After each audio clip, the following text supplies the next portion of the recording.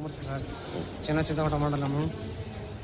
నాకు హ్యాండిక్యాప్ పక్షవాతం వచ్చి 4 సంవత్సరాల క్రితం సార్. నాకు పింఛన్ కావాలని ఆశ, అందుకొరకు ఇక్కడ వచ్చిన. మళ్ళీ ఏదో మీ సేవ పోయి అప్లోడ్ చేసుకోవాలని రాసి ఇచ్చిండ్రు మాకు. ఎక్కడ పోవాలో నాకైతే అర్థం అయితే లేదు. అయితే ఇప్పుడు నీ పక్షవాతం వచ్చి ఎన్ని సంవత్సరాలు అయింది? 4 సంవత్సరాలు సార్. అంటే అప్పటి నుంచి దరఖాస్తు చేసుకోలేదా పెన్షన్ కి? లేదు సార్, చేసుకోలే. మీ సేవలు అడిగితే లేదు పక్షవాతం లేదు అని అంటున్నారు. అందుకొరకు చేసుకోలేదు సార్. నేను అంతకుముందు ఏం పని చేస్తుంటు నువ్వు? నేను మెకానిక్ సార్. నేను మోటార్ వైండింగ్ ఎలక్ట్రీషియన్. ఈ పక్షవాతం వచ్చిన తర్వాత పని చేయట్లేదా? లేదు సార్, ఇంకా ఏం చేస్తా సార్. నేను ఈ విధంగా ఉండి చేసుకుంటలేదు. అధికారులు దానికి పోతే ఏమన్నారు మండలంలో? మేము ఎవరి మీద ఎవరి మించి ఎవరు చెప్పుకుంటున్నారు తప్ప ఎవరు పట్టించుకునేటోళ్ళే లేరు.